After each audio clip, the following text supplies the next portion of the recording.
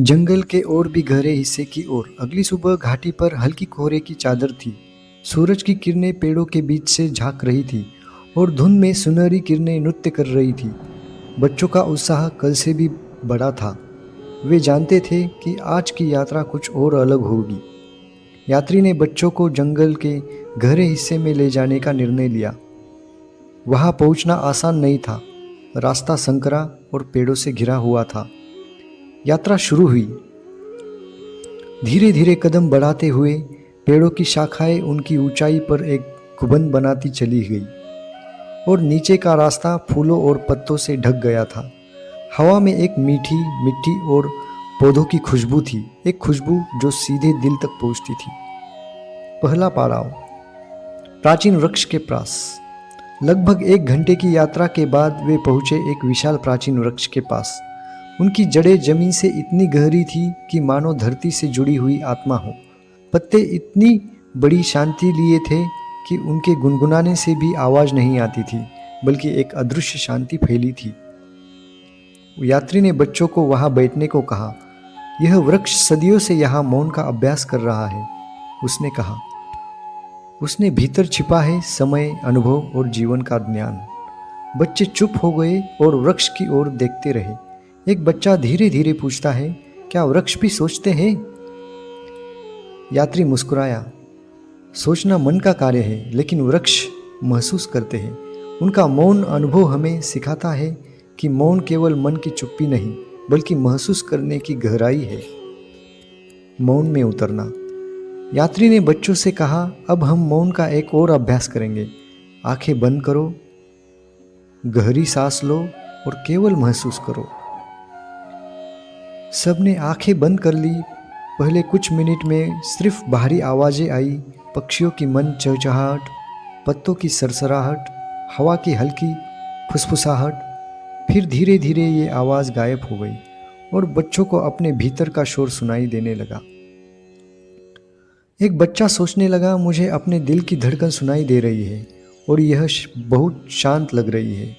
दूसरा बच्चा महसूस करने लगा कि उसके भीतर एक हल्की बेचैनी है जो धीरे धीरे गायब हो रही है। यात्री ने धीरे से कहा, यही मौन का अर्थ है, अपने भीतर के शोर को सुनना और उसे शांत करना। दार्शनिक संवाद। मौन के बीच एक बच्चा पूछता है, यात्री जी, मौन में हम क्या पाएंगे? यात्री ने आंसुओं भरी आंखों से उसे देखा और बोला, मौन में तुम अपने आप को पाओगे। अपने भीतर की आवाज़ सुनना ही मौन की सबसे बड़ी खोज है। बच्चों ने चुपचाप उसे सुना। फिर यात्री ने एक कहानी सुनाई। बहुत पहले एक साधु था जो हर दिन मौन में घंटों बैठता था। एक दिन उसके शिष्य ने पूछा, गुरुजी, मौन से क्या मिलेगा? साधु मुस्कुराया और बोला, मौन तुम्हें जीवन का सार देगा, लेकिन यह केवल अनुभव से मिलेगा, शब्दों से नहीं। बच्चे सोच में पड़ गए। एक बच्चा धीरे से कहता है, तो मौन केवल चुप्पी नहीं है, यह अनुभव है। यात्री मुस्कुराया, बिल्कुल, यही मौन का रहस्य है। प्रकृति और मौन का मेल। जंगल में समय धीरे धीरे बीत रहा था। बच्चे अब मौन में डूब चुके थे। वे महसूस कर रहे थे कि हर चीज़, पेड़, पत्ते, हवा, नदी, एक साथ मौन में जुड़ी हुई है। एक बच्चा सोचने लगा, हर पत्ता अलग है, पर सब मिलकर जंगल का हिस्सा है। क्या हमारे विचार भी ऐसे होते हैं? यात्री ने इस विचार को सुना और कहा, हाँ बिल्कुल, हमारे विचार भी एक दूसरे से जुड़े होते हैं। मौन में तुम यह पहचानते हो। वे घंटों मौन में बैठे रहे। यात्री बीच बीच में कहता, बस सुनो, अपनी भीतर की धुनी सुनो, वही तुम्हें सत्य की ओर ले जाएगी।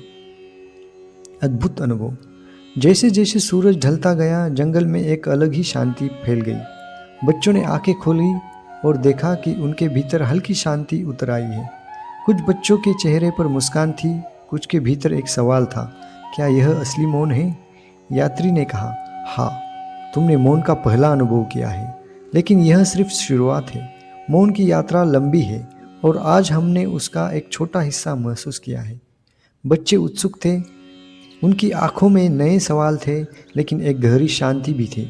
यात्री मुस्कुराया और बोला, कल हम और गहराई में जाएंगे। मौन की घाटी की यात्रा अभी बाकी है। भाग 3 की शिक्षा। मौन केवल चुप्पी नहीं है, यह अपने भीतर की आवाज़ सुनना है। मौन एक यात्रा है, जो हमें अपने अंदर की गहराई में ले जाती है और वही शांति मिलती है।